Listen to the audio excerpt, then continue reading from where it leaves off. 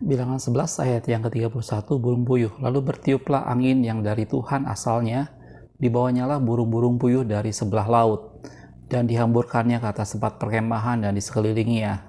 Kira-kira sehari perjalanan jauhnya ke segala penjuru, dan kira-kira 2 hasta tingginya dari atas muka bumi. Lalu sepanjang hari dan sepanjang malam itu dan sepanjang hari esoknya, bangkitlah bangsa itu mengumpulkan burung-burung puyuh itu, setiap orang sedikit-sedikitnya mengumpulkan 10 homer. Kemudian mereka menyebarkannya lebar-lebar sekeliling tempat perkemahan. Ayat 33. Selagi daging itu ada di mulut mereka sebelum dikunyah, maka bangkitlah murka Tuhan terhadap bangsa itu, dan Tuhan memukul bangsa itu dengan suatu tulah yang sangat besar. Sebab itu dinamailah tempat itu Kibrot Ta'awa, karena di sanalah dikuburkan orang-orang yang bernafsu rakus. Ayat 35. Dari Kibrot Ta'awa berangkatlah bangsa itu ke Heserot, dan mereka tinggal di situ. Oke, shalom, selamat siang. Kita ketemu di channel Pelita Kakiku, karena firman-Mu adalah pelita bagi kakiku dan terang bagi jalanku. Ayat yang barusan kita baca adalah salah satu peristiwa dalam perjalanan umat Tuhan waktu mereka keluar dari perbudakan Mesir menuju tanah perjanjian, gitu ya. Kita pernah membuat video lengkapnya mengenai perjalanan umat Tuhan keluar dari tanah Mesir menuju tanah perjanjian. Jadi kalau lebih jelasnya silahkan Anda bisa lihat video itu, gitu ya. Peristiwa yang barusan kita baca adalah salah satu peristiwa yang terjadi setelah mereka berangkat dari Gunung Sinai. Jadi setelah mereka membangun kemah suci tabernakel dan hukum-hukum hukum Taurat diberikan, kemudian mereka berangkat dan mereka sampai di satu tempat.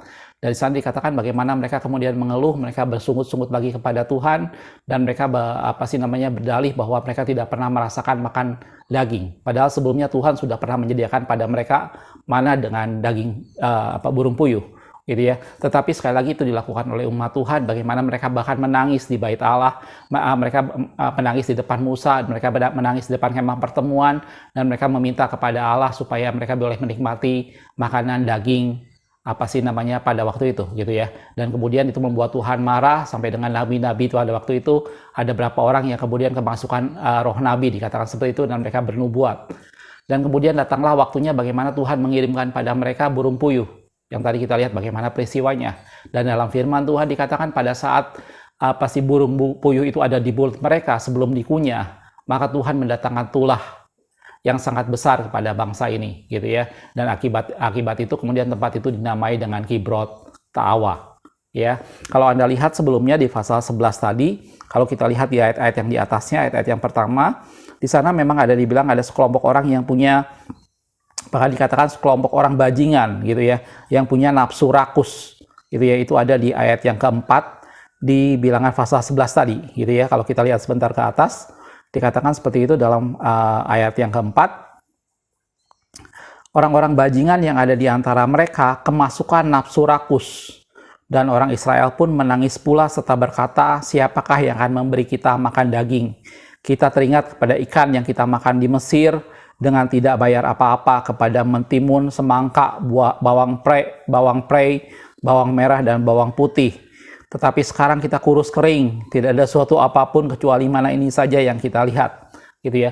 Dan itu menjadi sesuatu hal bagaimana Tuhan marah dan Tuhan mengirimkan burung puyuh. Tadi saya sudah bilang bahwa peristiwa burung puyuh ini bukan peristiwa yang pertama, karena sebelumnya Tuhan pernah melakukan itu juga. Tetapi ini menjadi satu gambaran bagaimana pada waktu itu umat Tuhan kembali bersungut-sungut, bagaimana mereka kembali mengingat saat-saat indah mereka di Mesir, gitu ya. Orang-orang ini menjadi sesuatu yang tidak pernah bisa mau meninggalkan masa-masa kenangan mereka di Mesir, padahal sebenarnya di Mesir mereka dalam satu kondisi yang tidak baik sama sekali.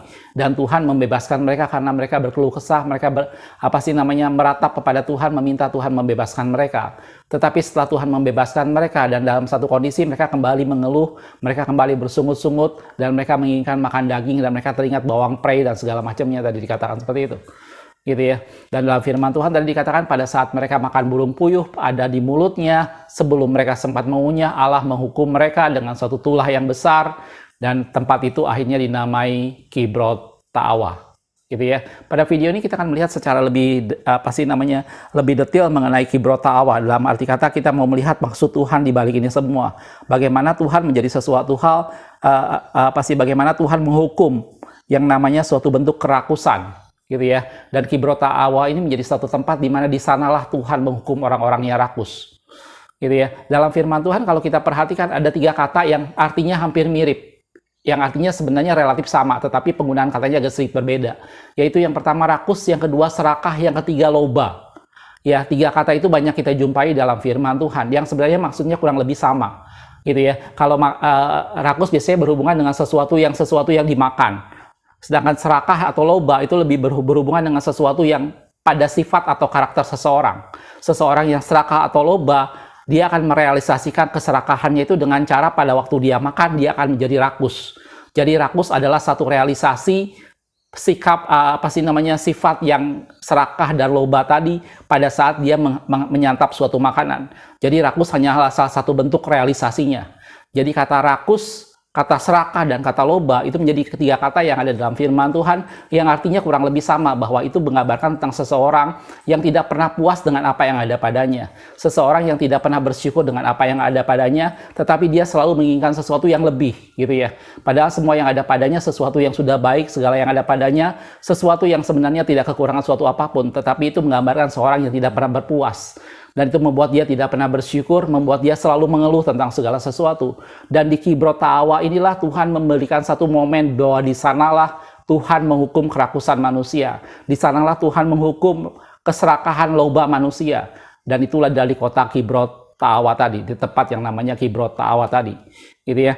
Kalau kita lihat dalam firman Tuhan, Allah sangat memperhatikan, sangat menyoroti sifat serakah atau loba yang kemudian direalisasikan dalam bentuk rakus tadi dalam firman Tuhan. Kalau Anda perhatikan Yesus 5 ayat yang kelima dikatakan seperti ini. Karena ingatlah ini baik-baik, tidak ada orang sundal, orang cemar, atau orang serakah. Artinya penyembah berhala yang mendapat bagian di dalam kerajaan Kristus dan Allah. Gitu ya. Jadi di sana Paulus sudah menjelaskan bahwa orang serakah, orang sundal itu tidak mendapat bagian dalam kerajaan Kristus. Bahkan digambarkan bahwa itu sama seperti penyembahan berhala. Di mana Tuhan itu menjadi sesuatu hal di mana orang memberhalakan sesuatu. Dalam hal ini perutnya atau nafsunya tentang sesuatu hal. Nafsunya untuk makanan, nafsunya untuk tentang sesuatu hal. Dan itu digambarkan sebagai satu bentuk yang serakah atau loba tadi. Dan kalau dalam makanan, maka direalisasikan dalam bentuk kata krakus. Gitu ya. Dalam Kolose 3 ayat yang kelima dikatakan, karena itu matikanlah dalam dirimu segala sesuatu yang duniawi. Apa aja segala sesuatu yang duniawi? Yaitu percabulan, kenajisan, hawa nafsu, nafsu jahat, dan juga keserakahan yang sama dengan penyembahan berhala. Jelas saudaraku, di sini Allah sangat menyoroti melalui Paulus, melalui contoh yang tadi kita lihat bahwa Allah sangat menyoroti sesuatu sifat yang ada pada manusia yang orang cenderung tidak pernah puas dengan apa yang ada padanya. Dan itu menjadi sesuatu hal di mana orang menjadi satu serakah. Orang menjadi loba, dia menginginkan sesuatu yang sebenarnya bukan menjadi haknya lagi. Dia menginginkan sesuatu yang sebenarnya dia sendiri tidak berkekurangan dalam segala sesuatu. Tetapi itu menjadi satu gambaran di mana orang tidak pernah berpuas, menjadi gambaran di mana orang selalu mengeluh dengan keadaannya, dan itu adalah suatu sifat serakah tadi. Dan di Kibrot Ta'awa itulah Allah menghukum keserakahan manusia. Gitu ya. Dan Paulus mengatakan bahwa keserakahan ini menjadi sesuatu hal yang seperti halnya penyembahan berhala di mata Tuhan, dan itu tidak mendapat bagian dalam kerajaan Allah, gitu ya. Dan melalui video ini kita sama-sama melihat mengenai Kibrot Ta'awa, bahwa di sanalah Allah menghukum manusia, bahwa di sanalah Allah menghukum keserakahan yang dilakukan oleh manusia, di mana manusia selalu mengeluh kepada Tuhan, di mana manusia tidak melihat bahwa segala yang disediakan Tuhan adalah yang terbaik dalam kehidupannya. Allah memelihara mereka, Allah mencukupkan segala keperluan mereka, bahkan dikatakan sandal sepatu yang mereka punya itu tidak pernah rusak selama mereka di perjalanan. Pemeliharaan Allah sempurna atas mereka, tetapi umat Tuhan tidak pernah puas. Umat Tuhan tidak pernah mengucap syukur, tetapi mereka terus mengeluh kepada Tuhan, dan akhirnya itu dinamakanlah Kibrot Ta'awa, karena di sanalah Tuhan menghukum keserakahan mereka. Dan Paulus katakan bahwa keserakahan itu sama dengan penyembahan berhala dan tidak pernah masuk dalam kerajaan Allah. Itu seperti halnya yang harus kita mengartikan, yaitu sifat-sifat duniawi. Gitu ya. Dan kalau kita lihat dalam firman Tuhan, Paulus juga menceritakan lebih tentang satu hal yang penting, bahwa keserakahan ini menjadi sesuatu yang harus hati-hati oleh seorang yang melayani Tuhan, oleh seorang orang pekerja yang duduk dalam suatu kegiatan pelayanan. Di sana bahkan Paulus menekankan kepada dua hal, terutama diaken dan penilik jemaat. Kita akan lihat yang pertama dalam 1 Timotius 3 ayat 8, dikatakan demikian. Demikian juga diaken-diaken, orang yang melayani pelayanan gereja, orang yang melayani diakonia, orang yang membantu orang-orang yang berkekurangan. Dikatakan, demikian juga diaken-diaken haruslah orang terhormat. Jangan bercabang lidah, jangan penggemar anggur, dan jangan serakah. Gitu ya. Di sana Paulus juga memberitahu kepada Timotius, kalau engkau memilih seorang diakon, ingat mereka harus jangan seorang yang bercabang lidah, jangan seorang dikatakan penggemar anggur, dan jangan seorang yang serakah. Gitu ya. Dan hal yang sama juga Paulus bilang kepada kepada anak rohaninya, yaitu Titus, pada saat dia memilih penilik jemaat.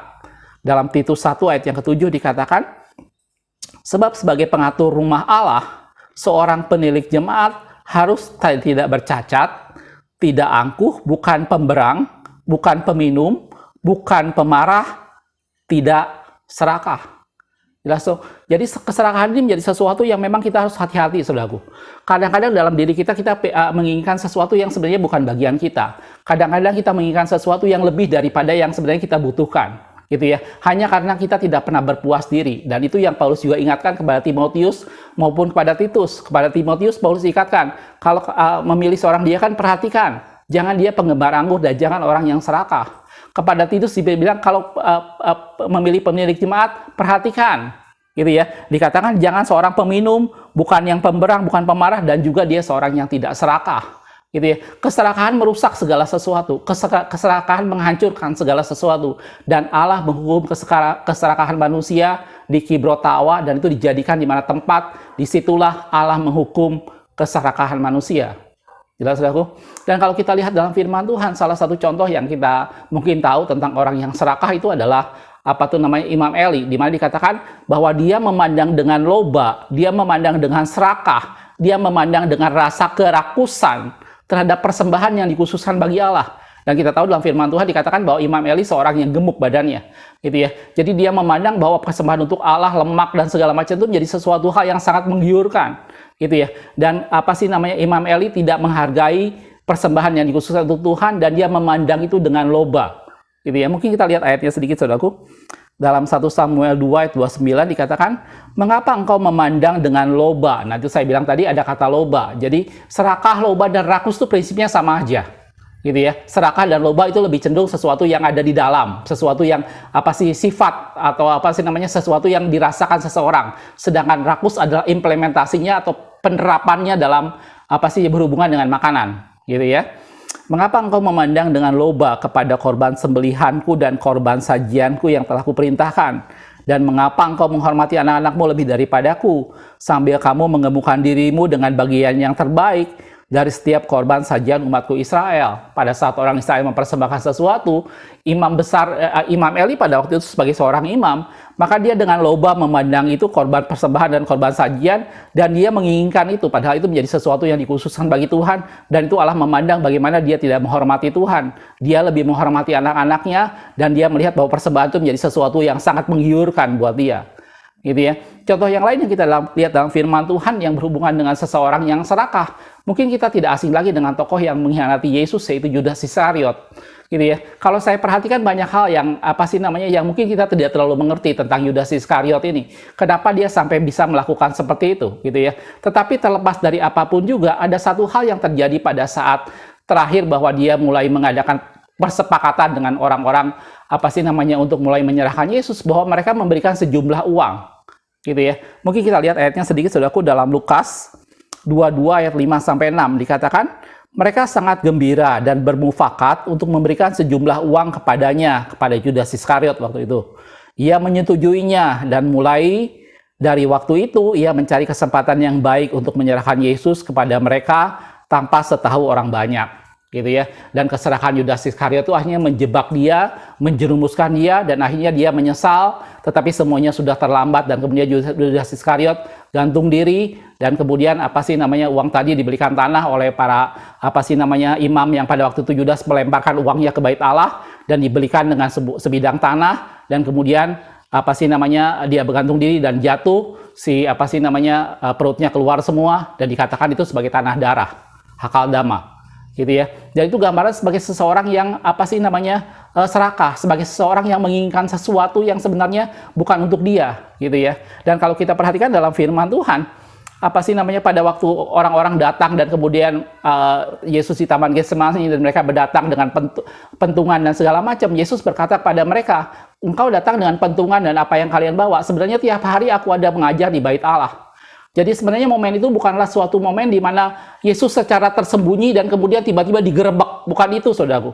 Yesus setiap saat ada di bait Allah dan di mana aja orang bisa menjumpai mereka. Jadi sebenarnya kalau memang orang mau menangkap Yesus, mau menangkap Yesus pada waktu itu, bukan sesuatu hal di mana Yesus sembunyi-sembunyi dan dia bergerak bergelia dan tiba-tiba seperti halnya markasnya digerebek. Bukan itu saudaraku, gitu ya. Yesus dimanapun orang bisa jumpai, bahkan tiap hari dia bilang aku mengajar di bait Allah, gitu. Tetapi itu menjadi gambaran bahwa Yudas secara sengaja memanfaatkan situasi itu. Yudas secara sengaja memanfaatkan itu untuk mendapatkan sejumlah uang, dan itu menggambarkan suatu bentuk keserakahan, dan akhirnya dia mati di tanah di mana dia itu sendiri, dan dia menggantung diri di sana. Jelas saudaraku? Dan itu contoh-contoh dalam firman Tuhan bagaimana keserakahan ini merusak seseorang, bagaimana keserakahan ini menjerumuskan seseorang, gitu ya. Dan di Hibrota awal tadilah Allah menghukum keserakahan manusia.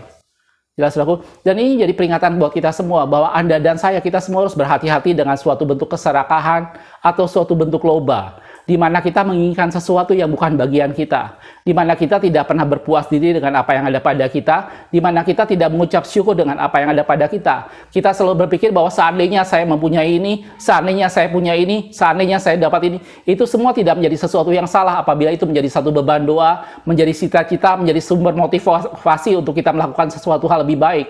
Tetapi apabila kita mulai melakukannya dengan segala cara untuk kita mendapatkan apa yang kita inginkan, itu menjadi sesuatu hal di mana di sanalah muncul satu bentuk keserakahan, gitu ya. Dan Allah menghukum itu, dan di Kibrota Awa di sana Allah menghukum suatu keserakahan manusia. Jelas saudaraku? Dan apa kata Amsal tentang hal loba atau keserakahan ini? Kita lihat beberapa ayat firman Tuhan di kitab Amsal. Amsal 15 ayat 27 dikatakan, siapa loba akan keuntungan gelap, gitu ya. Orang loba biasanya tidak memikirkan cara mendapatkan sesuatu benar atau tidak. Yang penting dia mendapatkan keuntungan, gitu ya.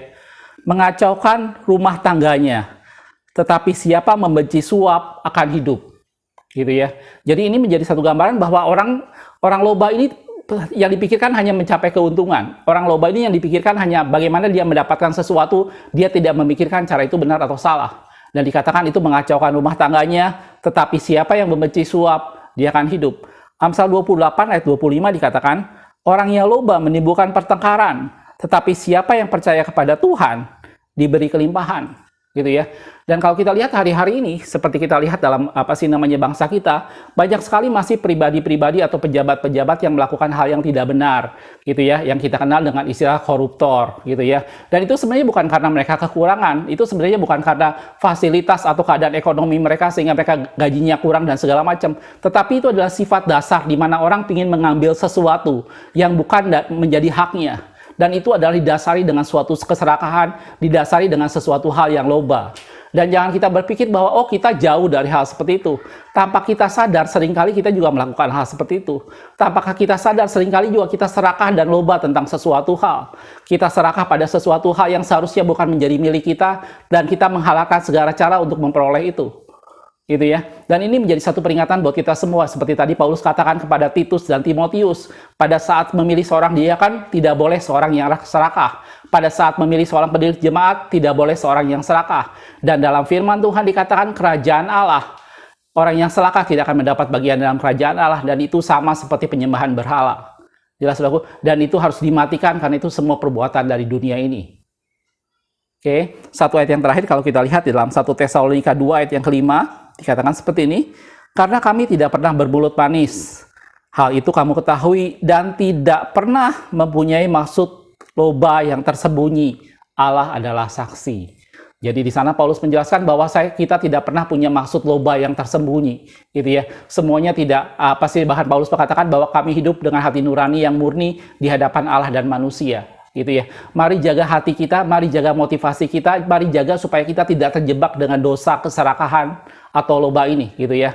Gitu ya. Ini bukan sesuatu hal yang hanya berhubungan dengan makanan. Kalau berhubungan dengan makanan itu adalah suatu bentuk keserakahan, suatu bentuk rakus. Tetapi keserakahan itu sendiri menjadi sesuatu di mana kita kadang-kadang meminta sesuatu, kita mengharapkan sesuatu yang memang itu mungkin bukan bagian kita. gitu ya. Mari belajar bersyukur dengan apa yang ada pada kita. Mari belajar mengucap syukur bahwa Allah memberikan semua yang terbaik dalam kehidupan kita, gitu ya.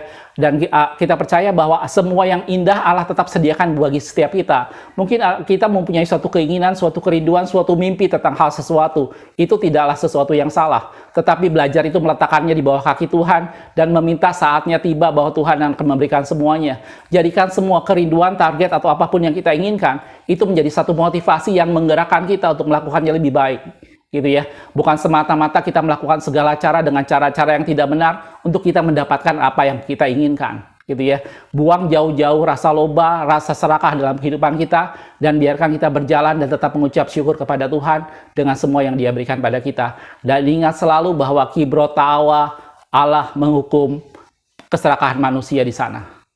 Makasih sudah menonton, kita ketemu di video berikutnya. Tuhan Yesus memberkati.